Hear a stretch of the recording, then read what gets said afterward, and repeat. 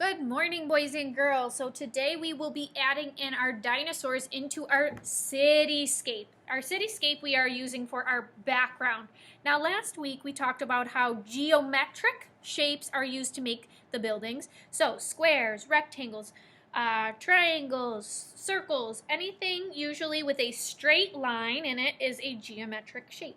Now with the exception of circles and ovals. So our buildings need to be made out of geometric shapes, otherwise if they were made from free-form shapes they would wiggle and fall over.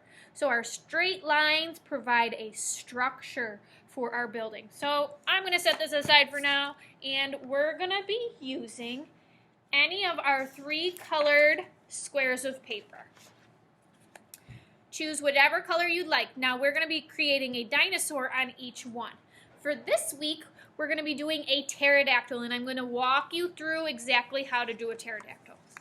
Now I'm going to use yellow just because that's what I can kind of see a little bit easier on the screen.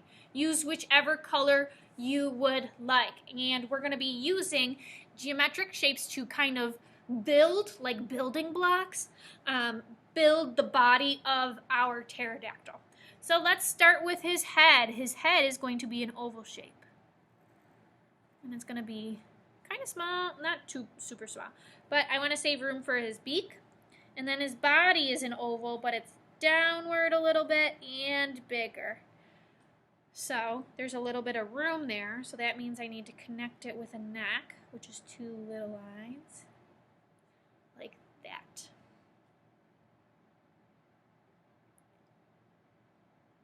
From there, let's add his beak. Now, friends, if I am going too fast, you can always pause and catch up. So his beak is like a triangle shape that comes out of his head, but the end of the beak is going to be rounded, so it's not super pointy. Comes out, round it, back in. So he's starting to look kind of like a duck. That's okay, though. We'll turn him into a pterodactyl. Now his bottom bill is tucked in a little bit and comes back to his neck. Like that. So he's got a top bill and a bottom bill. Now, pterodactyls actually have this like shark fin type shape on the top of their head. So I'm going to start at the center of my head, and I'm going to make a triangle shape that goes back this way and connects back down to his head. Awesome. Now, here's where we're going to get a little crazy, my friends. You're going to use your eraser. Your eraser is going to erase this half of just the circle. Just the circle. So if it's touching the bill or the beak and that top part. So I keep this half of my circle.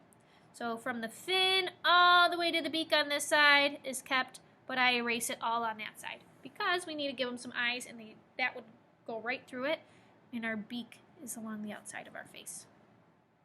So I'm going to add 2 big circles for my eyes. Here's one towards the top, and then this one's going to be kind of tucked behind that. Like that. So it kind of looks like his eye is on the other side of his beak. Now inside your eye, I'm going to make a smaller circle. Inside that circle, I'm going to make a smaller circle like that. So I color in this one, so that way it looks like he's got a shine in his eye, and this is the colored part of his eye.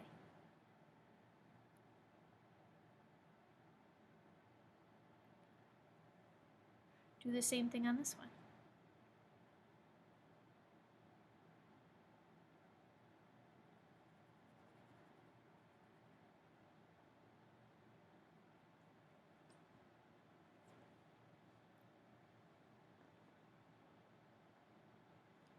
Awesome job. Now his head is done, so let's work on his body. He's got a tail that comes out of his backside there, and it's going to be a triangle shape. So if I'm going to go and kind of make a soft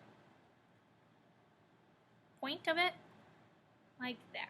Now I can erase that part of my circle where that triangle shape is.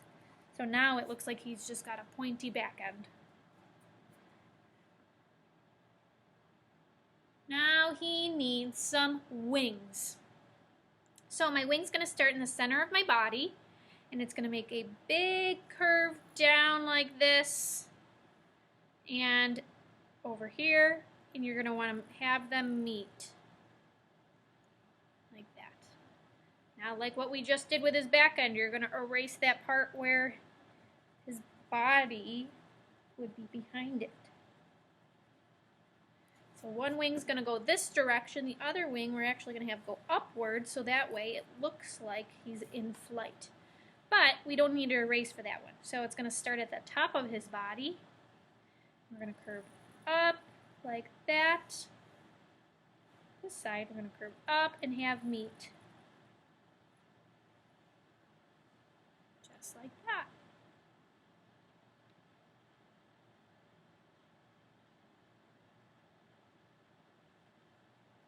Now we need to tuck his feet in, because when birds fly or pterodactyls fly, they tuck their feet in so they're not just dangling.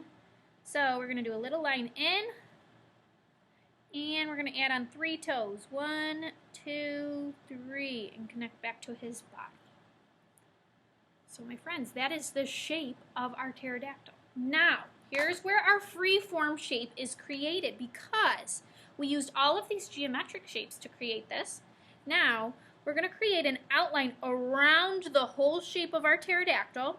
So something like this. You can use your pencil for this, but I just like to use a marker so you can see it really nicely.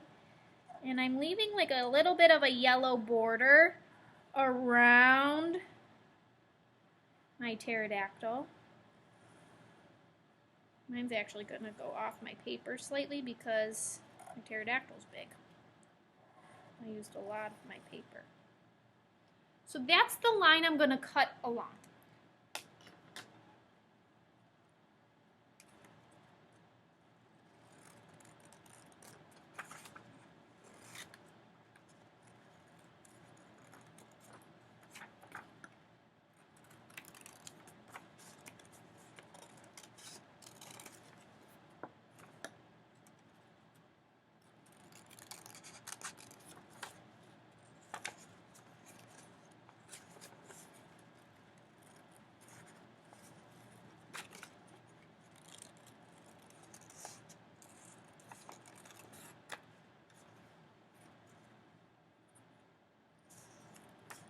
When you finish cutting this out, I want you to flip it over just so you can see where your free-form shape has been created.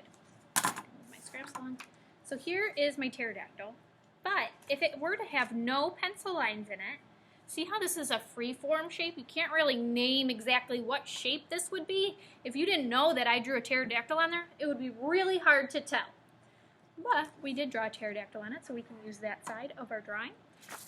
You're going to glue on your pterodactyl to your city. I'm going to glue mine so that he looks like he's flying over. If a little bit hangs off, that's okay too. So you can use your glue stick or your liquid glue, whatever you have, even tape if you have it, and you're going to glue him down right over the city like that. All right, my friends, next week we're going to draw another dinosaur, so guess I'll see you next week.